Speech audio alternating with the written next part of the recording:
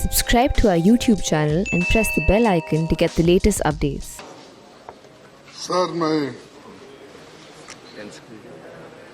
अपनी बात रखने से पहले मैं आपको एक सुझाव देना चाहता हूं कि जब कोविड-19 के ऊपर हम जब चर्चा कर रहे हैं, उसके लिए सभी दलों ने ये माना और जो समय आपने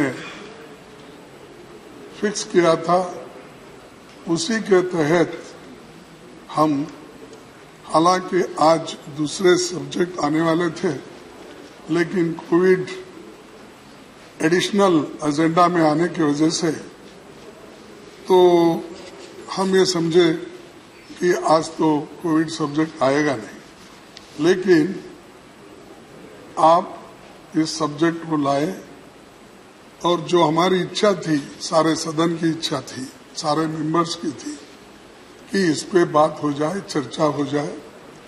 चर्चा में जो भी आएगा उसका फायदा सरकार भी उठाएगी और लोगों को राहत मिलेगी।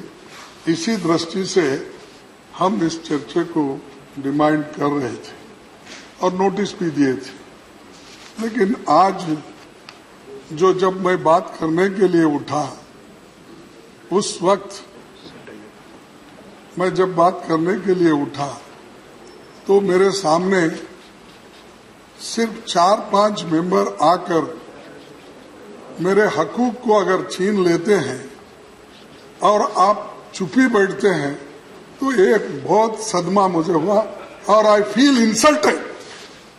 This is not good. I have got experience of 50 years continuously. I have not lost single election in my life, except this, where I know that people who interfered, how they did the elections. Goel knows that, therefore I don't want to talk, because he is also one of the party for that. Whatever it may be. Sir, when we are ready to speak politely and humbly, we want to put our views. You should have created a ground for that. But few people took entire house to run without the same issues. Whatever issues in 2-3 years back, same issues practically they are telling. But government could have solved that. There is no problem. But anyway, I feel this hurt and it should not happen in future, at least to other members. Sir, हम कोविड-19 वैश्विक महामारी की तीसरी लहर के मुहाने पर खड़े हैं। तीसरी लहर भी आने वाली है, ये हर साइंटिस्ट कह रहा है, लोग कह रहे हैं, हमारे लोग भी इसके बारे में पहले ही जागृत कर दी थी और प्रधानमंत्री भी अपने भाषणों में कई जगह इसका जिक्र अपने पार्टी में किया है। इस सभापति जी, उपसभापति जी, मैं अपनी बात आगे बढ़ाऊं इसके पहले कोरोना वॉरियर्स को श्रद्धांजलि देना चाहूंगा।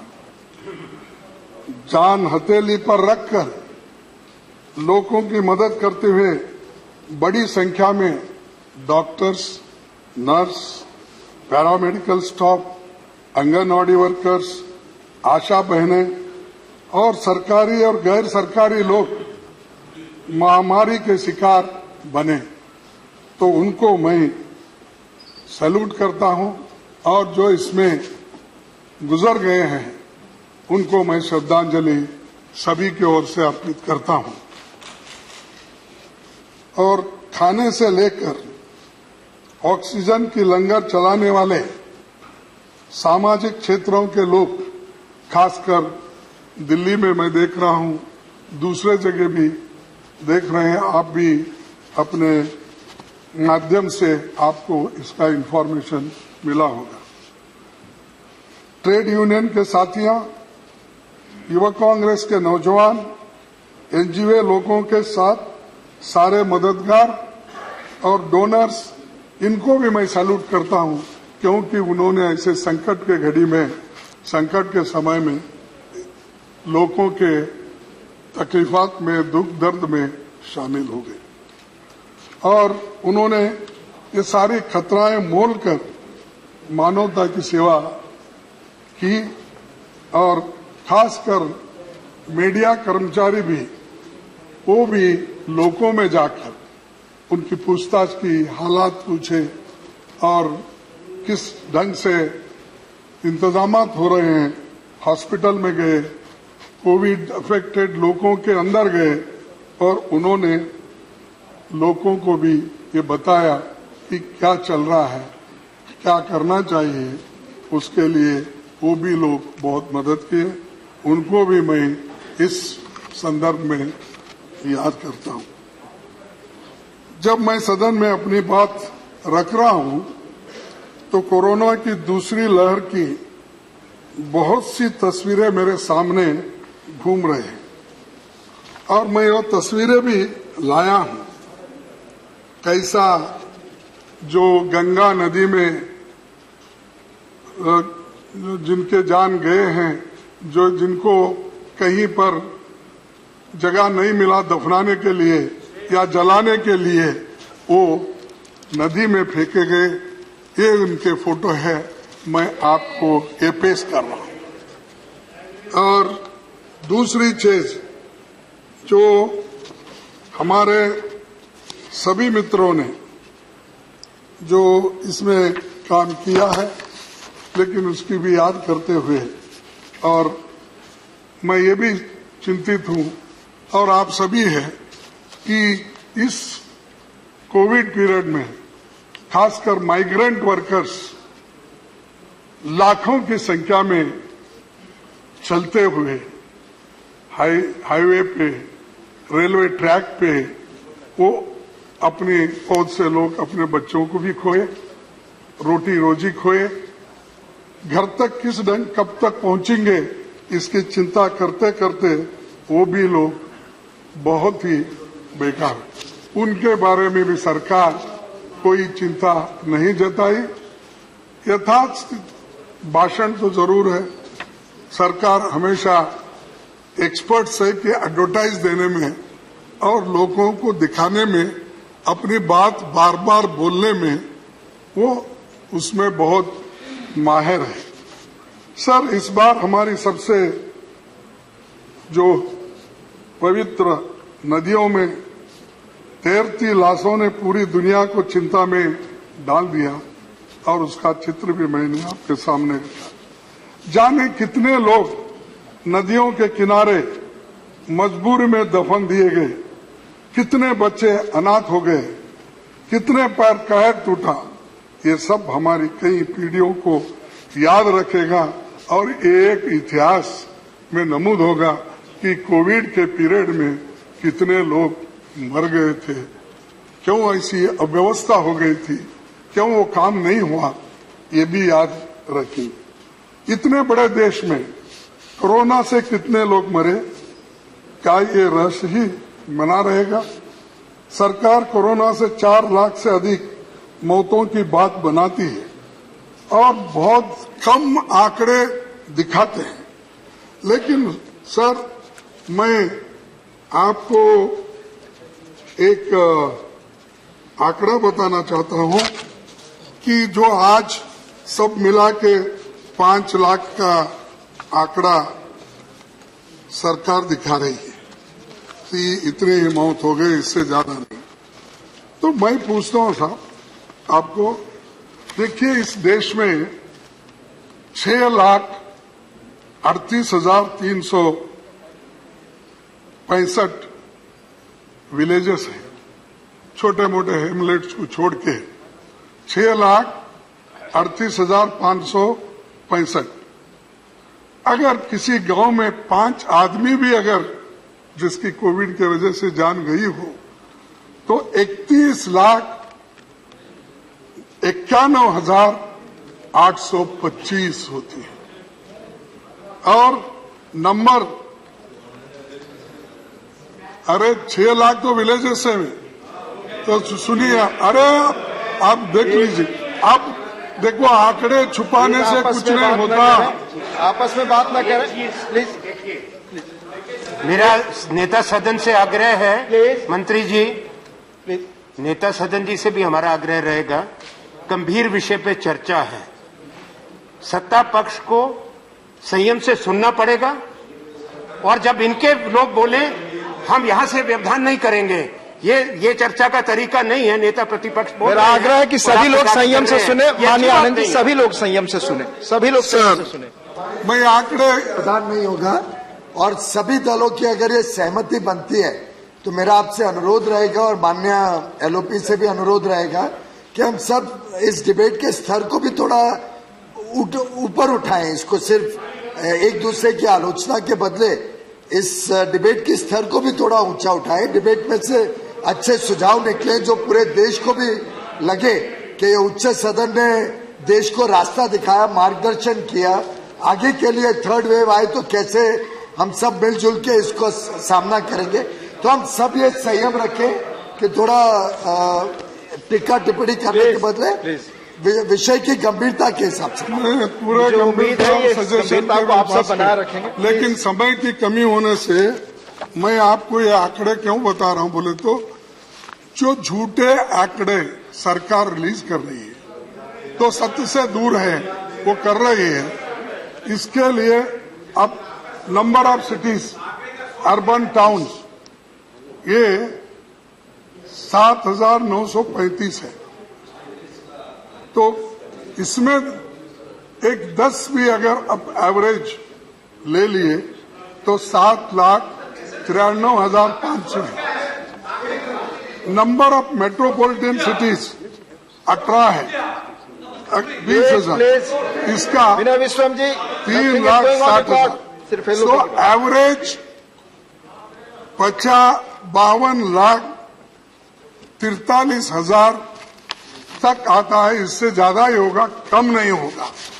लेकिन फिर भी इन लोगों का कहना जो है कि सिर्फ 4-5 लाख हो गए हैं और उनके बारे में वो हमेशा यही बात बोलते हैं।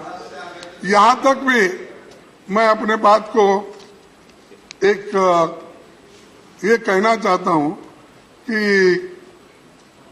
आरएसएस के प्रमुख ने एक बात कही, जो लोग चले गए वे मुक्त हो गए, बोले आरएसएस प्रमुख।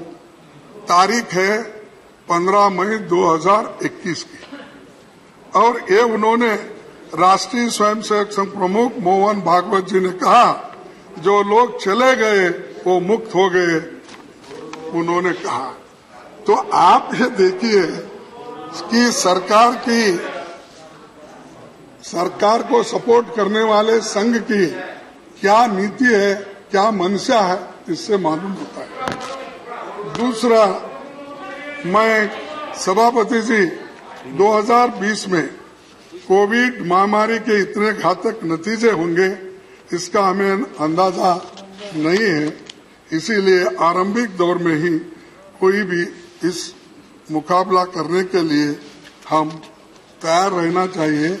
और उसके लिए मेरे पास सुझाव है, हमारे नेताओं ने भी सुझाव दिया था, और आप देखेंगे बहुत से मीडिया में भी जितने भी सुझाव आए हैं नेता को छोड़ के, वो कई प्रश्न डाले हैं, उनका उधर अगर ध्यान वो लोग देते तो शायद ऐसी बातें नहीं करते।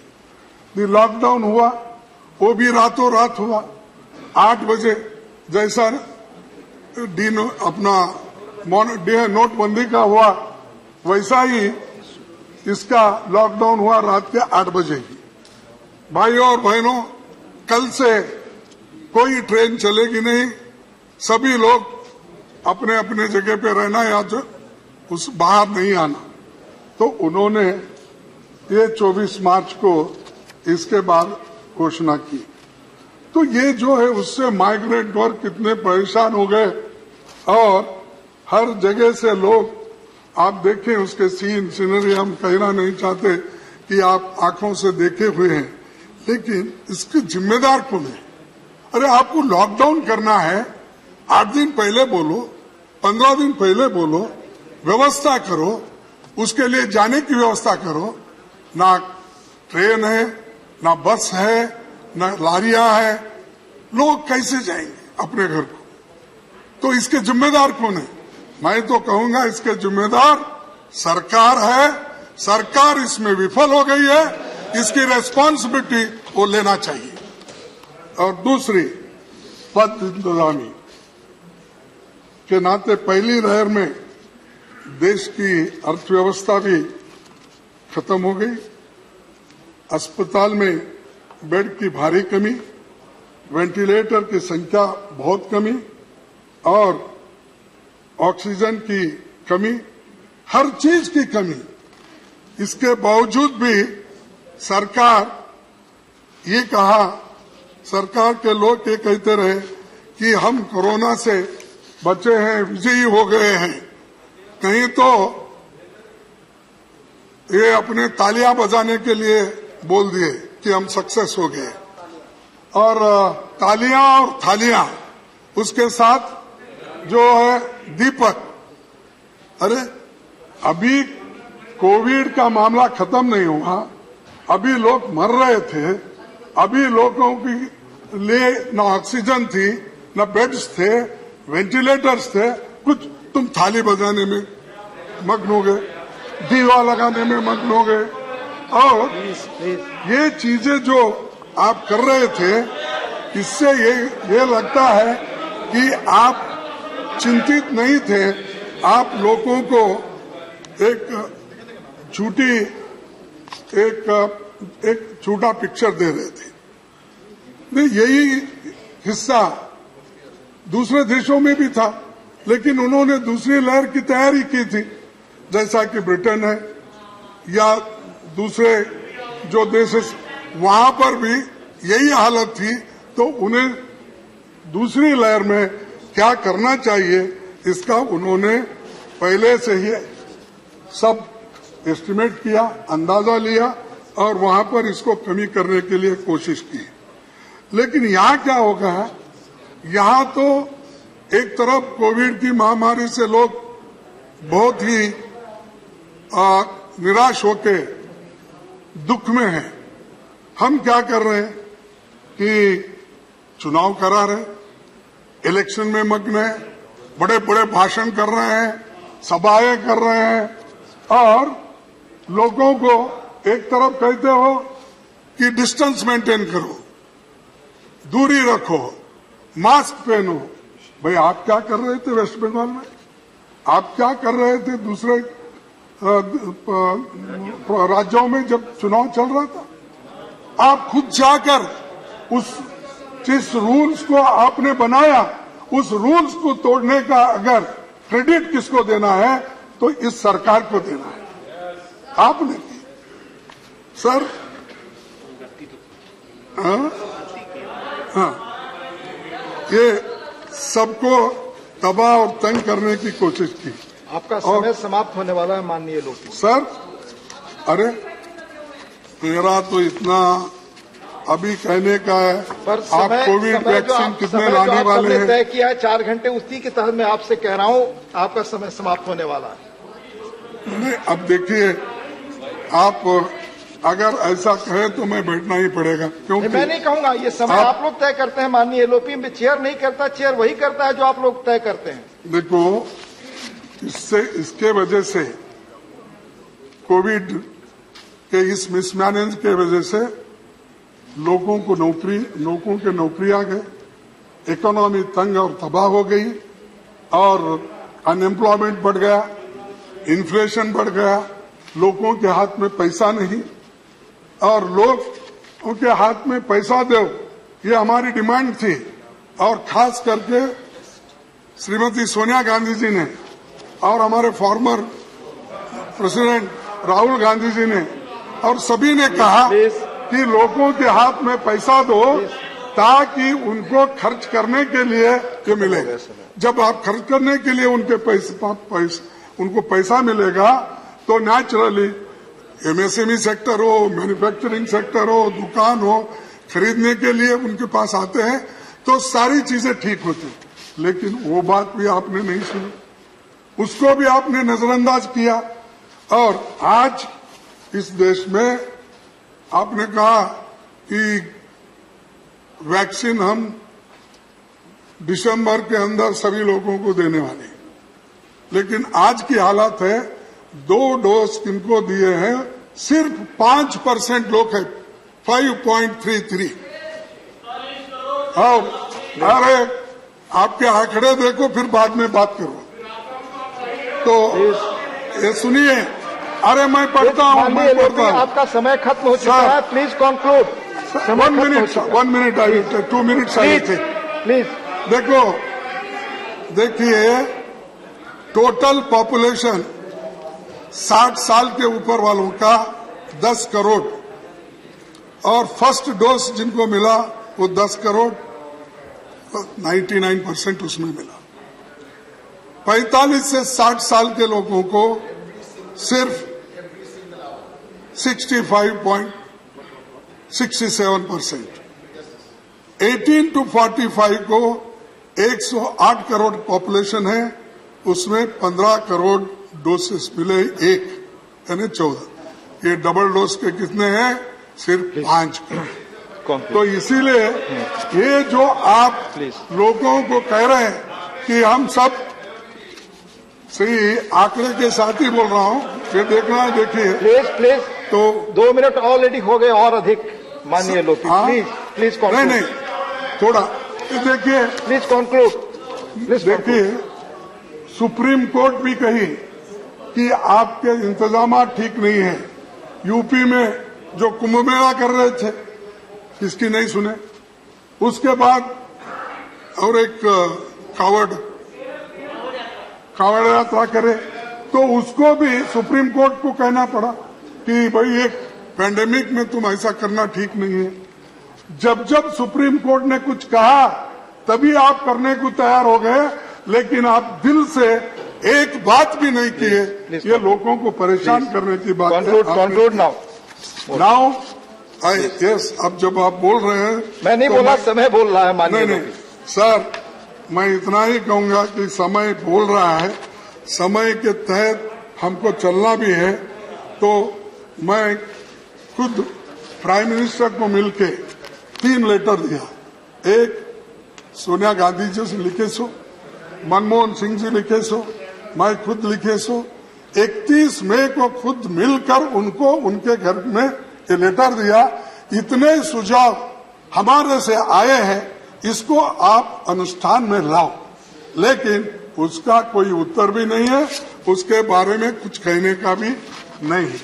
तो आखिरी में मैं यही कहूंगा, क्योंकि आप जरा गुस्से में दिखते मेरे। नहीं, मैं क्यों गुस्से में दिखूंगा, जो समय आप लोगों ने तय किया है। कृपया अपनी बात मेरे ऊपर न डालें। नहीं, क्योंकि 1 घंटे में तो 1 घंटा तो चले गया, अब दूसरी बहुत से बातें थी, वो बड़ा। इतना ही कहूंगा, प्रधानमंत्री मोदी जी अपील कर, लोगों ने, उन्होंने अपील की, लोगों ने ताली बजाई, थाली बजाई, दिया जलाया, खुद को घर में कैद रखा। लोगों ने आप पर भरोसा जताया, लेकिन बदले में आपने क्या दिया? धोखा। मैं आपसे पूछना चाहता हूं कि आपने उनका भरोसा क्यों तोड़ा? प्रधानमंत्री जी, आप समस्या सुलझाने में विफल रहे और स्वास्थ्य मंत्री को बलि का बकरा बनाकर ड्रॉप कर दिए। धन्यवाद, धन्यवाद, धन्यवाद, हर चीज प्रधानमंत्री जी अपने ऊपर नहीं लेते। धन्यवाद। किसी को बलि का बकरा बनाकर धन्यवाद माननीय लोपी, चले जाते। धन्यवाद। आपने काफी समय अधिक लिया। ऐसे है, बहुत से चीजें मेरे पास है। मैं 15 पॉइंट सुझाव आपको देने वाला था, लेकिन आप समय की अभाव से नहीं है। मैं लिख के भेजूंगा, पहले भी लिखा था, आज भी लिख के भेजूंगा। अब आपको इतना ही कहूंगा, इसके बारे में अच्छी व्यवस्था होना चाहिए। धन्यवाद। देश में इसके बारे में सभी लोगों को सोचना है। हम कोऑपरेट करेंगे। ऐसे वक्त जब मुसीबत आती देश के ऊपर, और पूरी दुनिया में आई, सिर्फ हमारे ऊपर ही नहीं, तो इसीलिए हम तो इस सरकार को कोऑपरेट करेंगे, जनता के जीवन को अच्छा करने के लिए, जान को बचाने के लिए हम पूरी कोशिश करेंगे। धन्यवाद।